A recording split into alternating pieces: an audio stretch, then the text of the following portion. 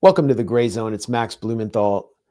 We're just over a week into a very tenuous ceasefire between Hezbollah and Israel that ended a conflict that stretched over a year, in which Israel bombarded large sections of southern Beirut, attacked Lebanese towns across the country, and assassinated Hezbollah's longtime Secretary General, Hassan Nasrallah, as well as many top Hezbollah figures. Meanwhile, tens of thousands of Israelis were forced to evacuate from their homes in Israel's north and are just beginning to return. So, where is this conflict going? And can Hezbollah recover from the many wounds that it suffered over the past year? And how will the Syrian government's loss of the city of Aleppo to NATO-backed Salafi jihadi forces impact the axis of resistance? To get insight into these questions and much more from inside the ranks of Hezbollah, I spoke to Dr. Ibrahim Moussawi. He's a member of parliament in Lebanon representing Hezbollah, and he's a professor of media studies at Lebanese University. Have a look. So, Dr. Ibrahim Moussawi, welcome to the Grayzone.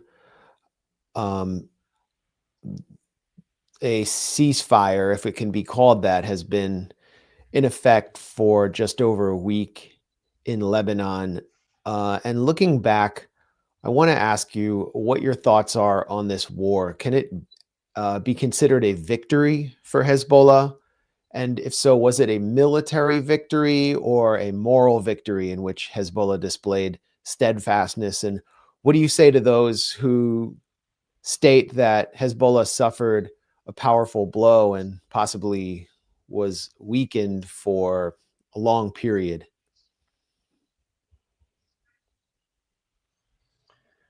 Well, first, thank you for giving the opportunity at your space. I'm grateful. Secondly, I can call it a victory. When we want to make an assessment, a very precise and accurate assessment, we have to take into consideration all the factors that are there in the equation. Taken that the Israelis are being supported by in the world now, the United States of America and many of the European countries, you have the powerful veto power. They have the green light. They have all the arsenals and the high weaponry and ammunition in the Western countries, and especially America. And after 66 days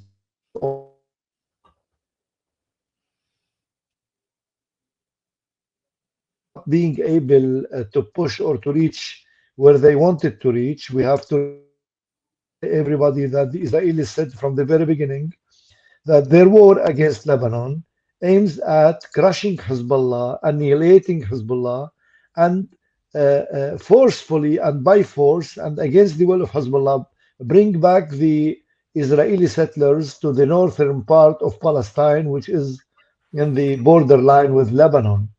After 66 days, they couldn't do any of these things.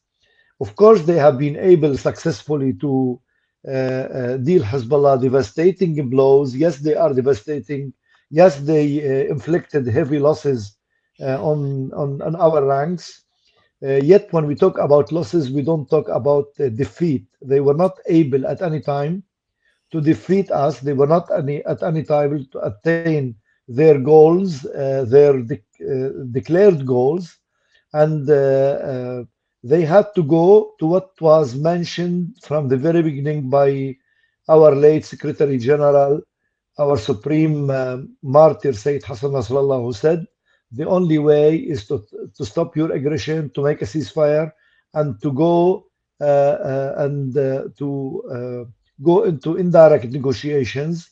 And this is the only way to ensure and secure that your settlers could come back to their places.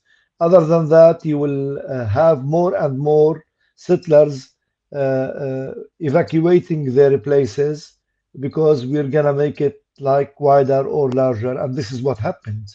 So, yes, it is a symmetrical war. It's a symmetrical war. You cannot compare the capabilities of Hezbollah to that of the Israelis. But when we come to the results, if we are going to make any measurement by the results of the declared goals of the Israelis, then you will see that Hezbollah emerged as victorious as victory should be. Do you think that entering on October 8th was a difficult decision for Hezbollah to make? And was it possibly a mistake given that the declared goal of forcing a ceasefire in Gaza proved to be impossible? Well, this is more or less a moral issue. To tell you the truth, if we want to address the issue, we have to take into consideration the root cause of the problem. The root cause of the problem, it has always been the Israeli occupation, the Israeli aggression, and what happened in Gaza from genocide, killing the children. Just we all know that 70% of those who were killed are children and women. And the Israelis says that they are the most democratic countries and that their army is the most moral army of all armies of the world. So you can see that this is a targeted genocide. This is perpetrated and they have thought about it and they are carrying out something that they have always wanted to do against the Palestinians. Now, had there been an international community, had there been United Nations, or if you want, powerful countries who would really think about the security and the safety of the innocence of the children, of the women. And here we are talking about occupation of Gaza, occupation, even those who were targeted on the 7th of October by Hamas. Those who did what they did, actually, they are settlers and they occupying parts of Gaza Strip as well. So to tell you the truth, it's a moral responsibility. It's a human responsibility. It's an international responsibility. When the international community has failed to address the Palestinian problems for decades, when most of the powerful countries like the United States and Western Europe are backing the aggressor, the occupier, the Israeli in this case, we, from our part, have to address the problem. The Israelis are our enemies, just like they are our occupiers. Parts of our land is still under occupation by the Israelis. So when we did what we did it out of moral duty. It's an obligation, a human obligation, a moral obligation, a legal obligation. Why the Americans have the right, or the Europeans the right, to support Israel, and we don't have the right to support our Palestinian brethren who are under the same occupation, the same enemy, the same plot, the same target? See, if the international community has assumed its responsibility in a good way, they would have definitely spared anyone and Hezbollah the responsibility of entering this war of assistance to the Palestinians. When you do what you do, when it is a moral responsibility, when it's a human responsibility, when it's a legal responsibility, when it's a national responsibility and the duty and honor and obligation, and you do it, you don't look to the results. It's not always that I want to make my calculations and see how it is going to unfold. Yet I want to tell you that even when we assisted the Palestinians, we first, in the 8th of October, we targeted the Israeli occupation posts in Lebanon. This is what we did. The Israelis made it wider and larger and started to target if you want, the depth of Lebanon. So I tell you, it's not a mistake. Had the history come back again, we would have done the same thing. I know very well that we have paid a very heavy price, but I can tell you, and we had so many losses, but they are not defeats. If you take the result, we have proved to the world that there are always people who will take responsibility. The failure of the international community and the international institutions and the Western democratic world to address the Palestinian problem, to stop the Israeli settlements. They are illegal, they are aggressors, they are occupiers. We did our duty, we paid a heavy losses, yet I could tell you, if you make a meticulous calculation for the result, yes, we emerged victorious, and it was worth it. It was worth it for sure. Before he was murdered by Israel, did Secretary General Hassan Nasrallah agree to the terms of a ceasefire deal? And if so, did they include a ceasefire in Gaza? Well, we agreed, my knowledge that Sayyid Nasrallah agreed to the 1701, and this what has been mentioned because it was wartime, and this what has been mentioned by Prime Minister Najib Mikati and the Speaker of the House Nabi Berri, and this was told to those who were making the mediation.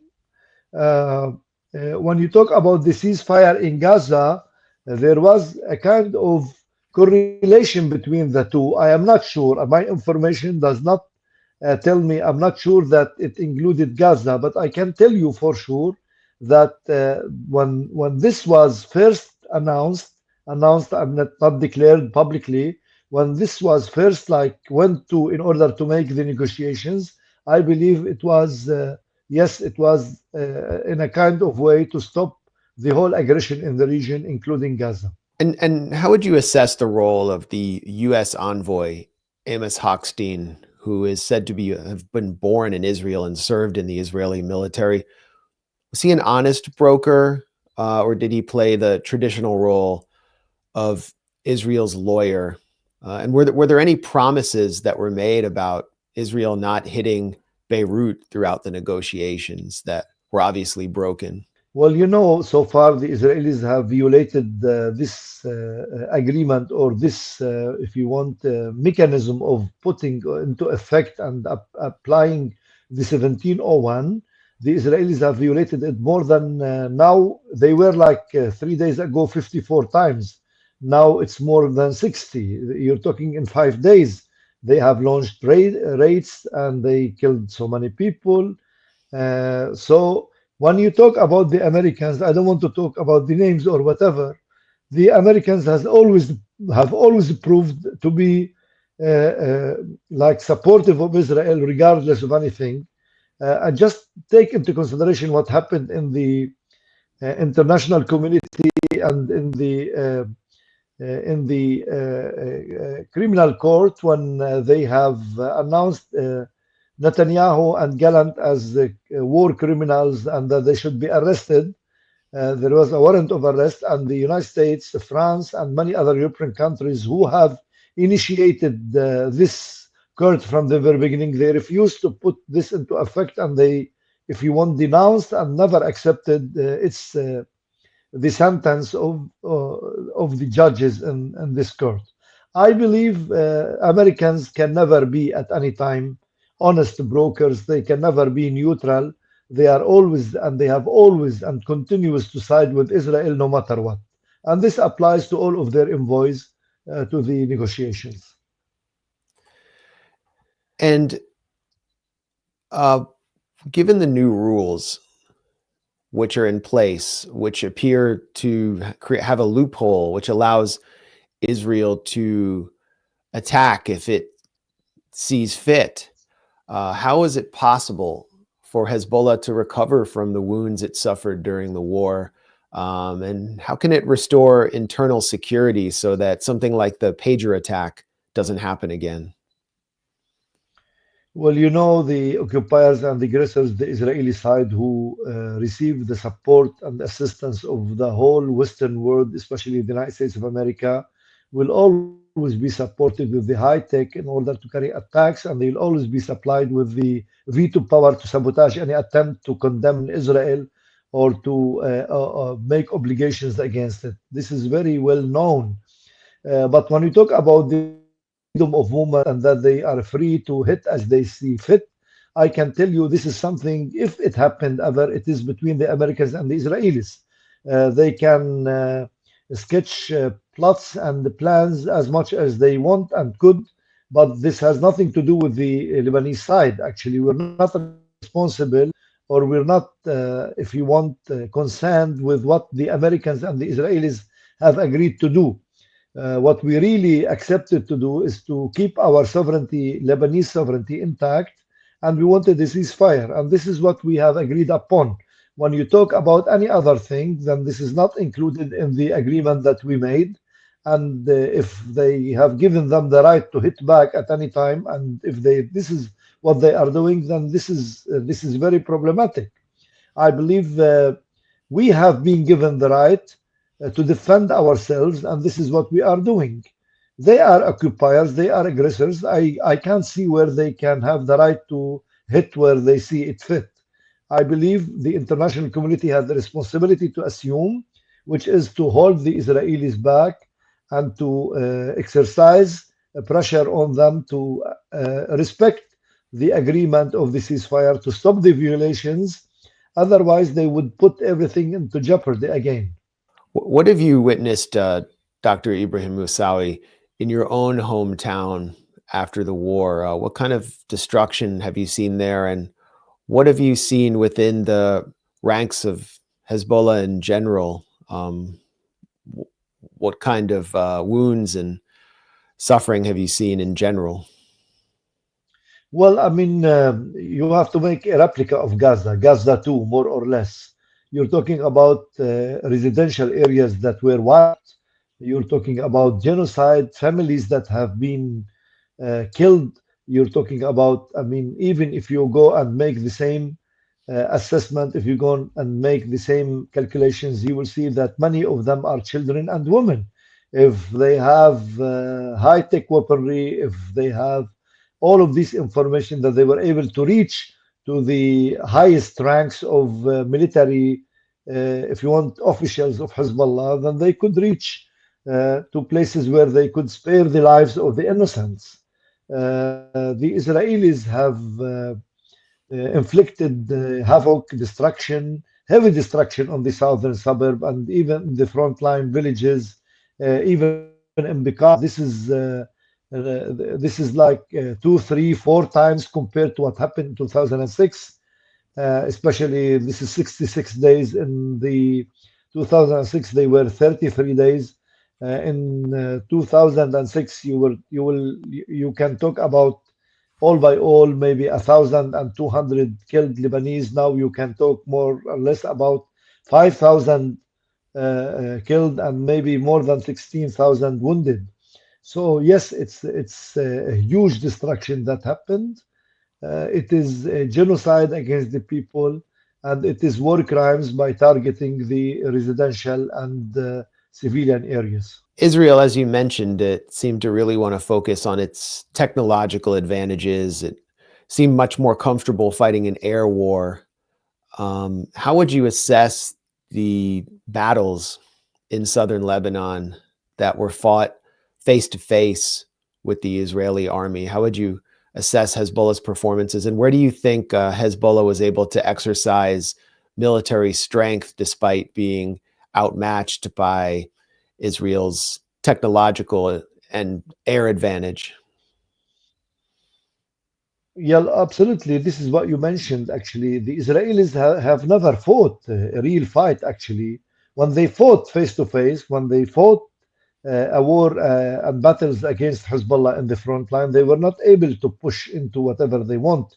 You know, they said they want to reach Litani, they want to take as much villages as they can. To tell you the truth, the Israelis have been able to capture and to make maneuvers and to take new posts during the ceasefire more than what they did before the ceasefire. Actually, they were able to expand their military presence, and this was happening and it continues to happen under the eyes and the monitoring of the committee that we want, along with the international community and our Lebanese government and the Lebanese army, to engage in stopping these attacks. This is against give the best example about why the raison d'etre of the resistance.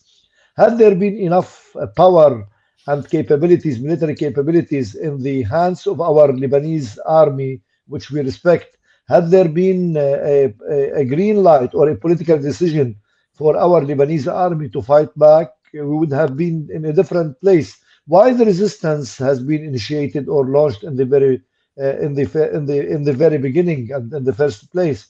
Because there was no army, there was no state to look after the security, safety, and the protection and defense of the Lebanese people in the southern areas. This is what happened. Now, as they continue to make violations, we would want to see the international community assuming its responsibility and stopping them. To go back to your question about the confrontation in the front line, the Israelis have been killing, not fighting. There is a difference between fighting that an army or guerrilla warfare against the Israeli military, and it's a huge difference than they come with their jets, military super jets, and come and bombard huge residential buildings and areas in the southern suburb in Beirut to kill one person. They are targeting one person, and then they would bring down a whole building with tens of people, hundreds of people living in it. And this is a war crime. This is one thing. And the other thing that I want to pinpoint, when they fought a war face to face with our personnel, with our military fighters, with our resistance fighters, they were dealt devastating blows by our military resistance fighters.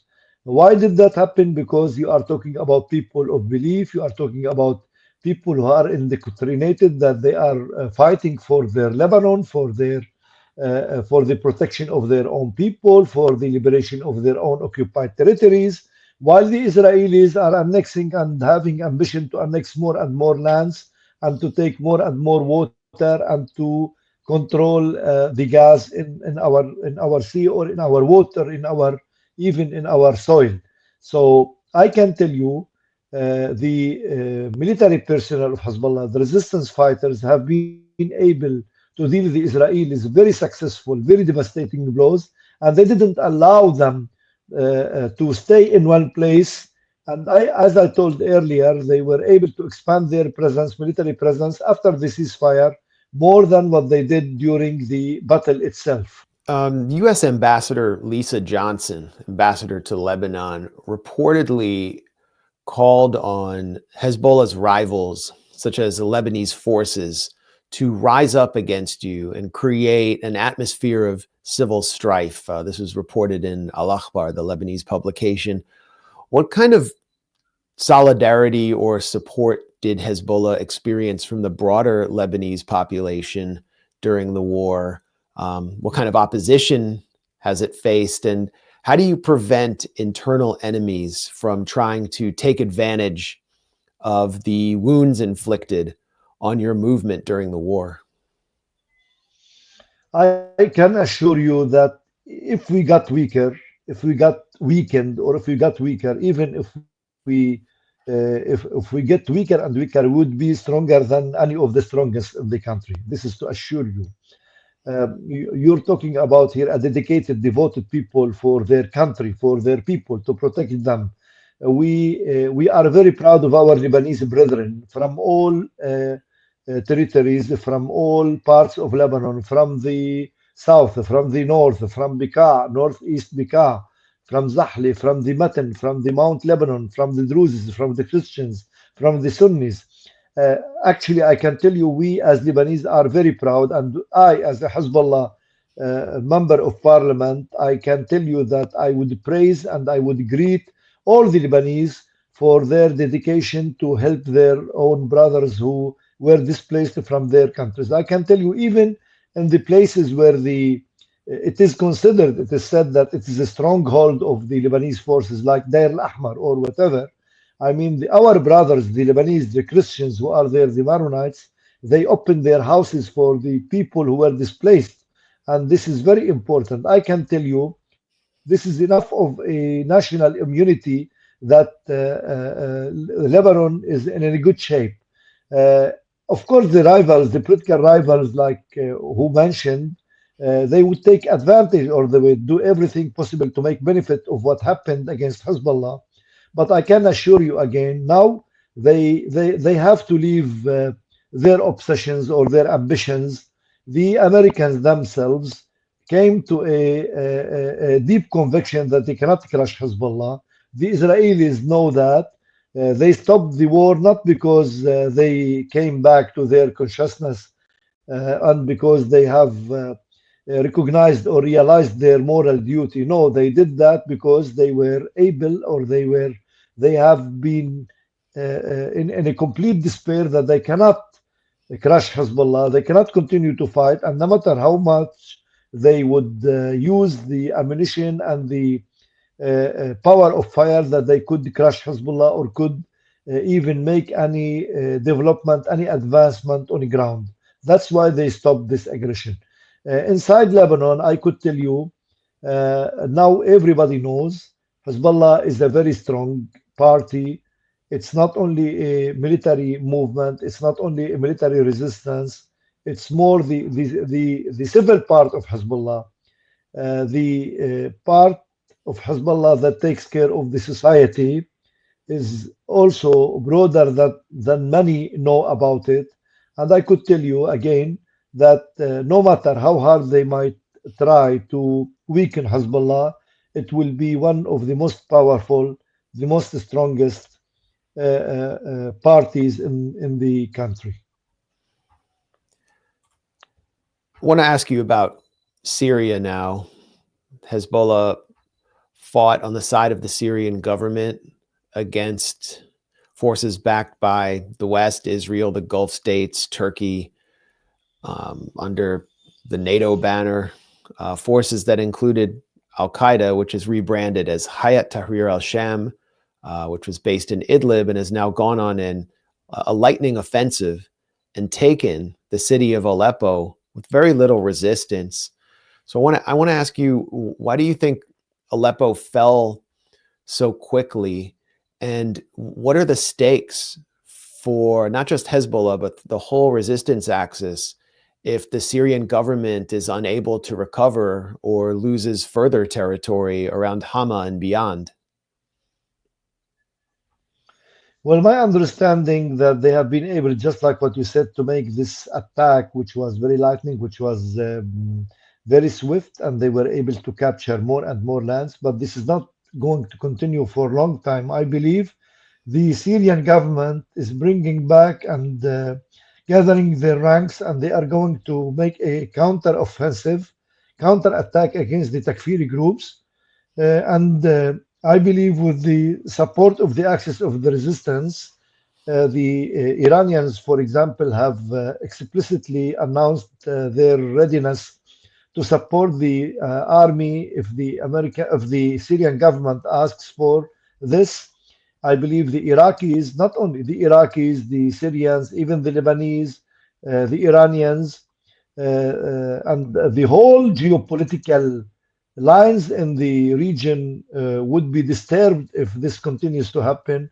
My understanding, as much as my feeling, that this is not going to last long, and I believe the government in Syria, along with the Syrian army and with the support of the axis of the resistance, will recapture the occupied territories or those territories that were controlled by the Takfiri groups, and they re-liberated. I can tell you the people in these places, they would never accept that those kind of Takfiri groups who would give their rules and the way they deal with people, they are unacceptable, they are refused, they are rejected, and they will be fought.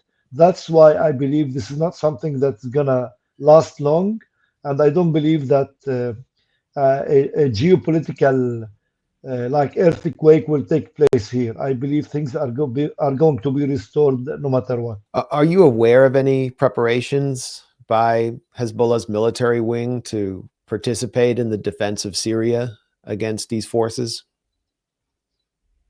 You know, our position was very clear from the very beginning, and we went to Syria because we know Syria is very important, because those Takfiri groups, even now, they are issuing threats against Lebanon. I believe it should be the responsibility of the Lebanese army and the Lebanese government to do something about it. But should we need, or should the situation necessitates that Hezbollah interferes to defend Lebanon, whether in the Lebanese territories or even anywhere, I believe this is something that is being left to our leadership to decide about it, taking into consideration that we have only been fighting a war and the situation in Lebanon is not that good, as you know. And there is a kind of coordination that has been declared openly and publicly between the Takfiri groups and even the Israeli side. So I believe this is something that should be assessed by our leadership, and our leadership will take the right decision and the right take the right position, the way that can help the security and the stability in both Syria and Lebanon. So Iran may have hesitated or did not respond immediately to the assassination of Hamas Politburo chief Ismail Haniyeh in Tehran. And there was a lot of speculation and criticism that this failed to establish deterrence and allowed Israel to move in very harshly on Lebanon and specifically on Hezbollah. What do you make of that criticism, and what role do you think Iran could play going forward, given that they have yet to respond to the latest attack on Tehran, this time by the Israeli Air Force? Well, first, I don't speak on behalf of the Iranians. This is something that should be addressed by the Iranians themselves.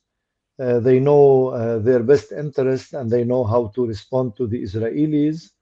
I believe here you are talking about a government, you are talking about a revolution, you are talking about a state that has a lot of calculations to make. Yet they have announced clearly that they are going to respond. And one part of the respond, sometimes when you postpone on when you take your time, and the Israelis are in their tiptoes. I believe the Israelis have known very well that the Iranians, when they carried the attack first time, Al-Wa'd al-Sadiq, and again another time, then the Iranians have proved that they are serious in responding to the Israelis. Why they didn't respond so far up till now, I believe this is something that has to do with the calculations of the Iranians themselves, and they should be better ask themselves about it. When you come to Iran, Iran is not like any other state. You're talking about a state that has its geopolitical strategic role and position in the region, and they make their calculations the way that would serve their interest in the best time and place. Did the outcome of the U.S. election, with the election of Donald Trump, affect Hezbollah's strategic thinking in any way? This is obviously every U.S. administration of my lifetime has been very pro-Israel, but here you have an administration whose campaign took $100 million from one of Benjamin Netanyahu's top donors in the Adelson family, that has Donald Trump just warned that he would flatten Gaza without a hostage deal. I mean, they're using very harsh rhetoric, but does this affect your calculations at all? Or do you see Trump and his policy or proposed policy to the Middle East as continuity from the Biden administration and other previous U.S. administrations?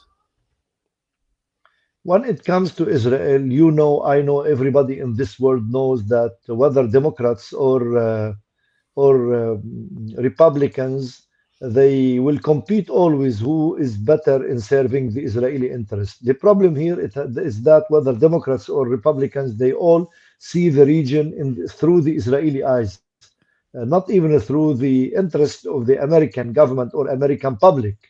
Because, I mean, if they live up to the slogans, if they live up to all the things that they talk about from democracy and the human rights or whatever, they should hold the Israelis responsible for their crimes, for what they are doing, the genocide in Gaza, for the starvation of the children. And this goes against all the value system judgments that the Americans continue to preach. And this kind of, if you want, moral mission that they always attribute to themselves. I think that there is no difference between one administration or another. They compete to serve the Israelis one way or another. They compete to give more and more support, who is more Zionist than the other. And you know this, actually, after the 7th of October, the foreign minister of the United States, Blinken, came to see. He comes to Israel and visited it as a Zionist, not as an American or not as anyone else. So you see and understand how deeply the Zionist doctrination is deeply entrenched inside the American administration. That's why we see no difference. They have the same goal, they have the same role. There might be difference in the style, but it is the same goal always.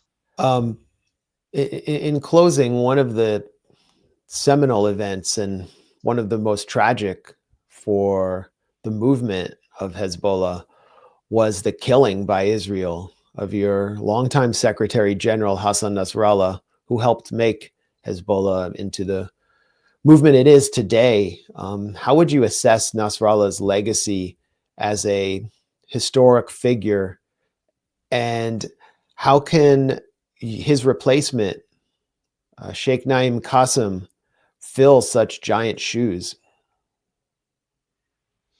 Well, first, let me tell you something. I mean, when the funeral is going to take place, because so far we haven't made a funeral for the Sayyid Nasrallah, I believe it will be a scene, an international scene for everybody to watch. When all those loyal, dedicated, devoted people to the thought and to the idea of the resistance, to the idea of liberation, to the idea of sovereignty against imperialism, against occupation, against aggression. All the free people of the world who believe and understand and respect Sayyid Nasrallah as an icon of liberation, as an icon of resistance against the occupation, the aggression, the imperialism, and who is the voice of the liberty, voice of sovereignty, voice of dignity for all people, no matter where they are or to what religion or ideology they belong, as long as they fight the occupation and aggression and injustices, as long as we have this thought in our minds and in our hearts, this doctrine, you will see what kind of funeral will take place when the people will flock from all the Arab and Islamic and from all the world to come and attend this funeral. It will be a kind of a pledge and against a kind of a referendum, a kind of poll for the thought of the resistance and those who support the resistance. Now, this is a continuation. As much as everybody knows, the kind of devastating blows, but not defeats, losses, the heavy losses of Hezbollah during the war when Sayyid Nasrallah, Sayyid Hashim Safiyuddin, the head of the Executive Council, the leaders of the Ar-Radwan force, the highest leader of the military, Fuad Shukr, and others, and the Pagers attack as well, when 3,000-4,000 were put aside in the first round of the war. When you see all of that happening, you understand totally, had it been for any government, for any state, for any group of people, they would have collapsed directly. How could our people continue to fight in the front line after they lost Sayyid Nasrallah, after they lost all of those leaders?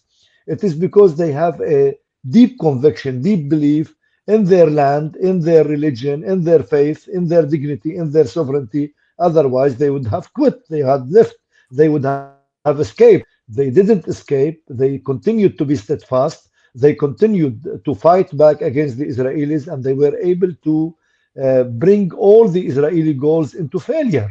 So I can tell you, this is the way you can assess Hezbollah, as that has emerged in a very miraculous way from all the losses, from all the devastating blows that they received. And I can tell you, this is an organization that has a belief and a faith and have supporters all over Lebanon, all over the Islamic and Arab world, and all over the world. And I believe, inshallah, Sheikh Naim Qasim, with the support of those who pledged loyalty to Sayyid Nasrallah, I'll tell you one thing. We have come into this party because we believe in our dignity, liberty, sovereignty, liberation, protection for our Lebanon and or for Palestine and for all human beings who believe in dignity. Because all those who revolt against the jungle law that is being shepherded by the Americans will continue to believe in Hezbollah and the resistance in Lebanon and the axis of the resistance.